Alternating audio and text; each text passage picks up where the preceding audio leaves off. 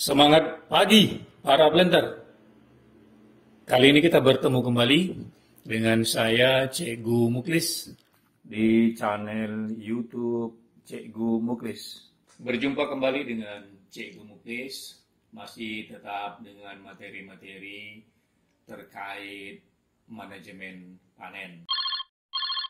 Para planter, perlu saya ingatkan bahwasanya materi yang saya terangkan pada video audio ini, ya, materi ini adalah materi pembanding, ya. Sebab jika Anda adalah planter yang bekerja di suatu perusahaan, maka standar kerja yang harus Anda ikuti mengacu kepada IKA atau SOP atau Pademekom atau Field Handbook yang ada di perusahaan Anda yang sudah ditetapkan oleh manajemen, ya, di tempat Anda bekerja. Apalagi terkait pada prinsip-prinsip dasar terhadap kebijakan khusus. Nah, materi yang saya jelaskan ini anggaplah sebagai materi pembanding atau sebagai penambah pengetahuan Anda. Jadi selamat menyimak, semoga dapat dengan mudah dipahami dan dapat memberi manfaat bagi Anda dan semua yang mendengarkan video pembelajaran ini. Salam dari saya, Cikgu Muklis. Ya, baik. Kali ini kita fokus kepada manajemen panen, yang mana manajemen panen ini terdiri dari beberapa bab. Kita mulai bab demi bab, ya. Kita kali ini masuk ke bab pertama, yang mana topik kali ini adalah peran dan fungsi daripada panen. Tentu kita mari sama-sama menyamakan kembali pemahaman kita terhadap apa sih sebenarnya yang dimaksud dengan panen. Karena dari pengamatan, pengalaman yang kita pantau di lapangan dan juga dari beberapa pemahaman yang kita dengarkan dari beberapa rekan-rekan kita di lapangan, termasuk para pekerja itu sendiri, bahwasanya di lapangan yang mereka pahami yang namanya panen itu adalah hanya kegiatan memotong buah saja. Maka kadang-kadang di lapangan sering timbul masalah, pemanen kita suruh untuk mengutik berondolan, dia akan komplain, "Pak, saya kan hanya manen." Ya, dia pikir mengutik berondolan itu bukanlah bagian dari panen. Nah, mari sama-sama kita luruskan kembali. Kita sebagai planter ini harus betul-betul kita pahami. Jadi yang dimaksud dengan panen itu sendiri, yang secara lengkapnya, ya, adalah serangkaian kegiatan kerja mulai dari memotong buah, tentunya buah yang matang panen, ya. Nah, buah yang dipotong ini pasti dari pokoknya sudah tentu, ya. Kemudian dilanjutkan kembali, dia memotong pelepah. Tentunya pemotongan pelepah ini dia lihat di pokok itu. Kalau seandainya sudah sesuai songgo, maka tidak boleh dilakukan pemotongan pelepah. Tetapi kalau songgonya misalnya pada blok ini ditetapkan, ya, sesuai dengan umurnya, kita tetapkan songgo panennya songgo 2. Ya, sementara pada waktu dia mengambil buah yang masak itu posisinya di songgo 3, maka dia wajib untuk melakukan pemotongan pelepah, ya, sehingga begitu buah itu diambil, maka buah yang terakhir yang paling tertua setelah buah yang tadi diambilnya tadi, tersisalah 2 pelepah di bawah buah yang paling tertua atau buah yang paling terbawah. Itu yang dimaksud dengan songgo 2. Nah, tentunya akan dipertanyakan oleh pemanen kita, wah, ini gimana pembayarannya motong pelepah? Sebenarnya itu sudah include, tetapi nanti kita caskan itu biayanya untuk biaya pruning, ya.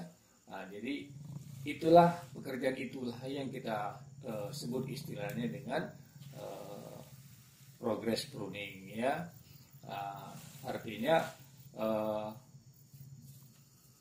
proses panen itu diiringi dengan kegiatan tunas pelepah, tetapi yang disesuaikan dengan songgonya ya.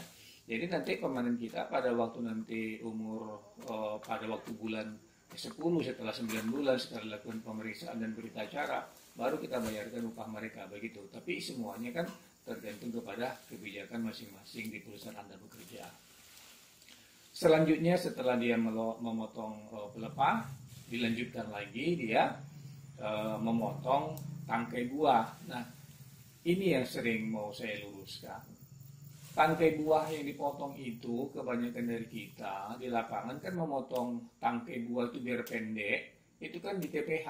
Sebenarnya kurang tepat lah ya. Jadi perlu kita pahami dan perlu kita ambil kesepakatan bahwasanya memotong tangkai buah sehingga pendek dan rata, ada juga yang membuat model V ya, model V cut ya, itu boleh-boleh aja tergantung kebijakan perusahaan masing-masing mau pabriknya gimana buat kebijakan. Tapi yang paling penting dipotong pendek ya, 2 cm lah ya, sisanya dari buah yang melengkung kayak love itu ya. Nah itu dipotong aja, potongnya di piringan ya, di piringan itu dipotong, lalu bekas potongan itu dibuang ke pasar mati gitu. Jadi walaupun nampaknya sepele, potongan bekasnya itu kan kalau dikumpul-kumpul dibanyak kan banyak juga, jadi berat juga tuh, dibawa ngapain, bawa berat-berat ke TPH sana. Dan lagi pula kalau dipotong di TPH, nanti pada waktu muat buah itu pemuat kita itu nanti ada aja tuh dia nanti digaruknya lagi bekas potongan dari tangkai buah tadi, terkirim ke pabrik. Akhirnya apa? Di pabrik dikomplain lagi kita. Ya, jadi semuanya langkah-langkah ini sudah dipikirkan hal-hal jeleknya ke depan sehingga dibikin aturan seperti itu ya.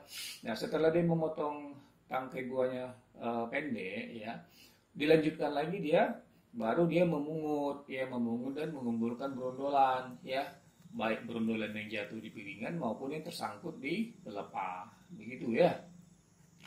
Setelah dikumpulkannya nanti ada beberapa pokok ya, sampai menjelang pasar tengahnya ya, baru semua buah maupun semua brondolan tadi dia langsir ke TPH ya begitu. Cuma sampai tengah blok aja tuh ya, sampai ada pasar kontrol nanti di tengah blok itu, sampai situ berbalik dia ke TPH ya. Nah sudah sampai TPH ini juga nggak sembarang ditumpuk aja kayak gitu, disusun ya, yang mana buah-buah tadi disusun di TPH. Tentu TPH inilah TPH yang resmi yang sudah ada nomor TPH-nya ya, bukan TPH liar yang suka-suka dia mau taruh di mana kan begitu ya. Nah TPH ini kan sudah kita perkirakan ya, posisi TPH ini persis di nomor 2 dari 3 TPH ya. Jadi di sebelah kanan ada jalan Pasar Pikul, di sebelah kiri ada Pasar Pikul. Nah TPH itu persis di TPH yang di tengah, di situlah diletakkan TPH tadi ya. Jadi 3 Pasar Pikul, 1 TPH yang seperti itu ya. Jadi kalau dia ngambil buah dari Pasar Pikul yang di sebelah kiri kita misalnya kan, dibawa ke TPH yang tengahnya. Nah, demikian juga kalau dia ngambil buah di Pasar Pikul sebelah kanan, dibawa arah ke kiri di TPH yang di Pasar Pikul tengah yang ada TPH tadi, kayak gitu caranya ya. Kemudian buah-buah tadi itu disusun sama dia 5 janjang per baris ke arah belakang. Pertanyaan ada yang nanya, Pak, ngapa harus 5? Karena kayak gini, aku teringat dulu waktu masih sekolah, masih SD, bahwasanya dulu aku punya orang tua ya, dia ngajari aku kali-kali. Dari semua yang diajari kali-kali itu kan kali-kali 5 yang kuingat paling mudah kuhafal. Kenapa? Karena jari kita 5, tangan kita yang kiri dan kanan ini kan punya jari 5. Jadi kalau dulu waktu kecil awak belajar berkali-kali kan, 5 kali 1, 5, 5 kali 2, jumlah cepat-cepat tangan awaknya 10 gitu. Jadi enak menghitungnya. Itunya menjadi dasar kenapa kok dibikin 5. Jadi perkalian ini gampang, kali-kali 5 itu kayak gitu ya. Nah, kemudian yang paling penting buah itu dihadapkan ke atas ya, tangkai bekas potongan yang tadi ditaruh ke atas, tapi dimiringkan, dia agak miring ke arah jalan pasar apanya ke pasar, ke jalan collection, ya kan gitu. Sehingga nanti si kerani hitung ya atau si kerani panen dia gampang untuk melihat apakah buah kita itu sudah dipotong, tangkainya pendek atau tidak, gitu ya. Kemudian di salah satu tangkai yang bekas dipotong tadi, itu pemanen itu akan memberi kode nomor di tumpukan buah itu, di buah yang ditumpukan di TPH itu dengan kode pemanen. Cara memberi kode pemanennya sesuai dengan nomor absen ya, dengan nomor absen, atau mungkin ada juga beberapa perusahaan yang membuat kode tersendiri. Bisa saja ditulis pakai arang ya, bekas tanah merah yang ada di situ kalau tanah mineral, ada kadang juga membuat dari arang kayu. Tapi ada beberapa perusahaan memang spesial dibikinnya stempel, ya kan, stempel, bikinnya stempel dari macamnya, ada dicetakkan, yang cantik kan, ada juga dari sendal juga bisa dibikin. Yang mana tintanya itu dibikin dari tinta yang bisa dimakan itu ya, tinta makan itu ya, dicapkan gitu ya, terserah lah yang mana, tapi intinya itu sebagai pembeda bahwasanya buah ini punyanya si A, punya si pemanen B, punya si pemanen C, macam itu ya. Break dulu, break.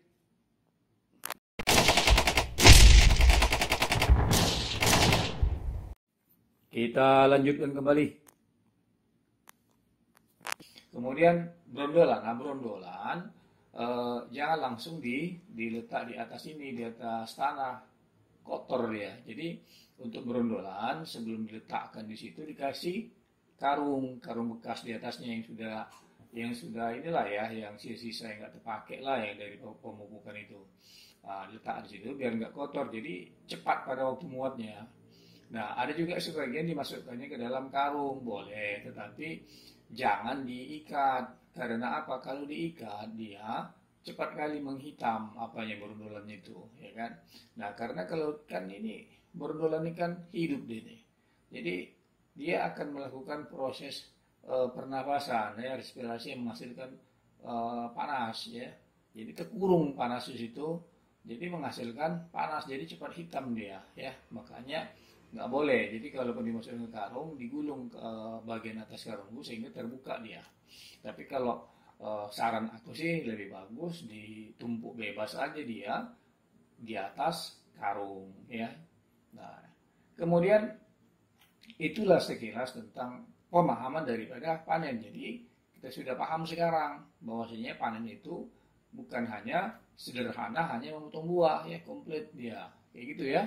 Kemudian kita lanjutkan, lalu untuk dan seberapa penting sih peran dan fungsi pekerjaan panen ini? Nah, kita sama-sama tahu lah ya, bahwasanya panen ini kalau untuk di perkebunan kelapa sawit ini kan merupakan pekerjaan utama ini. Kenapa aku bilang paling utama? Karena buah yang kita dapatkan ini, kalau seandainya perusahaan ini belum ada pabrik sendiri ya kan, dia hasil penjualan TBS itu lah yang menjadi sumber biaya usahanya ya, untuk bayar gaji, untuk beli bahan material segala macam, itulah sumber uang perusahaan. Tapi kalau perusahaan di tempat kalian ada pabriknya ya diolahlah sama dia langsung jadi CPO kan. Nah, dan juga dia bisa inti kelapa sawitnya itu kan, nah, bisa juga menjadi sumber pemasukan kan gitu. Nah, oleh karena itu salah satu tugas utama kita sebagai planter dalam mengelola panen ini adalah bagaimana caranya kita kelola panen ini secara optimal kan gitu. Nah, tapi ini cuma panen ya, kerja kita yang lain banyak ya kan. Jadi tapi salah satu tugas utama kita itu adalah mengelola panen ini biar optimal kan. Jadi kayak mana caranya rupanya biar kita bisa mengelolanya secara optimal? Yang jelas kita, kalau salah satu tekniknya ini adalah kalau kita habis panen, usahakan hasil panen kita hari ini langsung kita kirim ke pabrik pada hari itu juga. Jadi tetap kita harus budayakan zero restan ya, nol restan di lapangan ya gitu. kalaupun terpaksa kali restan, ya kan, terpaksa kali restan ini, walaupun aku bilang zero restan, tak ada lagi apa-apanya yang sempat lagi mau bawa, ya minimal restannya itu restan di inilah ya, di mobil truk lah ya, begitu pagi-pagi kali langsung bisa dikirim ke pabrik kan gitu. Nah, kenapa harus begitu? Karena kita tahu sama tahu lah ya. Jadi buah ini kan makhluk hidup ini, ya kan gitu. Ya, biji-bijinya itu ya. Jadi dia ini kalau nggak segera dikirim, ya cuaca panas dan segala macam, terjadi dia penyusutan, ya kan, susut bobotnya. Nggak percaya kalian? Misalnya sore nanti mobil kan bermuatan, kan timbang sebentar di di timbangan, kalau di kebun kan ada timbangan berapa catat ya kan, sore. Sudah itu besok pagi pada waktu mau berangkat dan kirim ke pabrik kan timbang lagi, banyak susutnya. Jadi itulah yang menjadi alasan kenapa ini harus secepat mungkin kita kirim ke pabrik. Karena kalau menyusut apa risikonya? BJR turun. Nah, kalau sudah BJR turun, ujung-ujungnya awak yang pening ya kan. Lah dimulai nanti orang orang pemanen ini. Ngapa Pak BJR nggak naik? Ngapa BJR nggak naik? Padahal kami udah panen ini maksimal ini segala macam. Kan pening kita dibuatnya kan. Nah gitu. Nah itu efeknya ya. Yang kedua, dengan adanya susut itu ya jadi losis sama kita, hilang uang kita ya kan. Gara-gara sering kali losis tak dapat bonus lagi. Awak nih nanti tiap tahun ya kan. Ya, itu apa lagi? Ini ya, ini kaitannya sama orang pabrik sih memang ya. Tapi ya kalau kita punya pabrik sendiri, kenapa nggak dipikirin kan gitu kan? Apalagi walaupun kita nggak punya pabrik sendiri, ya perlu dipikiri ya. Ini erat kaitannya dengan tingginya asam lemak bebas ya kan. Makanya kalau orang pabrik kalian kirim buah-buah itu gunduk kali dia. Ya kan, naik asam lemak bebasnya kan gitu. Nah, kenapa macam itu? Apalah aku bilang bahasa kita asam lemak bebasnya. Jadi apa? Ketengian ini loh asam lemak bebas ini. Jadi kalau TBC kita ini diolah jadi CPO, nanti pada saat CPO kita ini mau diekspor ya kan. Jadi ada standar mutu ekspor CPO ini. Salah satunya adalah tingginya, kalau tinggi angka dari ALB ini ya akhirnya tak bisa lah diekspor kan gitu, akhirnya jual lokal lah, walaupun terpaksa dijual pasti mempengaruhi ke harga. Jadi itu ya. Nah, balik lagi ke kita, apa rupanya Pak pengaruhnya asam lemak bebas itu kok tambah naik? Jadi kayak gini ceritanya lah, kan aku bilang bahwasanya buah sawit kita ini ya kan, itu kan bijinya itu kan hidup, itu makhluk hidup itu. Wih, kayak mana pula hidup? Iyalah kalau kalian taruh di tanah bercambah itu kan makhluk hidup itu. Nah dia ini makanya segera kita kirim ke pabrik. Makanya coba kita tengok di pabrik. Pertama kali apa yang dilakukan di pabrik? Begitu udah di loading gitu semua kan, dimasukkan ke kettle rebus ya, direbus itu. Jadi dengan direbusnya buah sawit tadi, matilah dia. Kalau dia udah mati, kan tidak ada terjadi proses kehidupan di situ. Ya terhentilah pembentukan asam lemak bebas itu. Kayak gitu kawan, ya kan? Nah, cerita pabrik nanti ada pula yang bingung, ini materi pabrik itu materi kebun, ya kan? Ya sekedar membuka wawasan saja. Jadi itulah kira-kira yang harus kalian pahami. Apa sebenarnya pengertian panen, apa peran dan fungsinya daripada pekerjaan panen itu sendiri. Kayak ginilah, ya kan, berapa pentingnya panen ini. Kalian tahu pemain sepak bola ya kan, pemain sepak bola kan, habis ditendang dari gawang lawan, dia dioper sana, oper sini ya kan, dapat di kita, oper ke kawan, oper kanan, tinggal menggolkan aja kita nih, ya kan, tinggal kita mendang terakhir gol gitu, harus gol kan gitu. Kalau nggak gol kita tendang gol, kawan yang ngoper bola tadi gondok dia. Kau nih gitu kan, tinggal tendang aja gol, nggak bisa. Sama kayak kita ngurus panen ini. Kalau panen ini, ibaratnya kita ini udah di depan gawang ya, tinggal tembak aja kita gol gitu kan. Siapa rupanya yang giring bola sampai ke kita? LC ya kan, yang nanam, bahkan sebelum itu lagi orang yang ngurus bibit.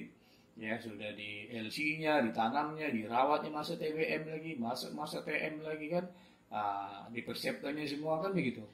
Jadi kalian bisa bayangkan, sampailah buah ini sudah menghasilkan buah, kerja kita ini tinggal manen aja, ngambil buahnya, kita kirim ke pabrik, ya kan? Sama kayak pemain bola dari di depan gawang, tinggal nendang aja gol, masa nggak bisa? Iya kan? Nah, itu. Jadi kadang-kadang aku ajak kalian bercerita di sini biar kalian paham, ya kan? Begitu pentingnya pekerjaan panen ini. Sama kayak pemain bola, ya kan? Yang nendang bola gol gitu kan, namanya yang terkenal. Misalnya si Betul yang ngegolkan, ya dia yang terkenal, ya kan? Atau si B yang menggolkan, ya dia yang terkenal, ya kan gitu. Tapi sebelum nyampe ke si B, bola itu dia nggak tahu bola itu dari operan si C, si F, si Z gitu. Sama lah kayak panen ini, ya kan? Kalian misalnya yang mandor panen, kalian misalnya asisten produksi, ya kan? Atau kalian yang megang estate itu atau updealing itu sudah TM, tapi nggak pernah kalian pikirkan dulu kayak mana orang yang buka tuh, nggak pernah kalian pikir cuman orang ngerawat itu kan gitu. Jadi kalau kalian tanya orang-orang itu, kalian tinggal motong buahnya aja, payah kali kalian kerja nih kan. Ya kira-kira kayak gitu ya.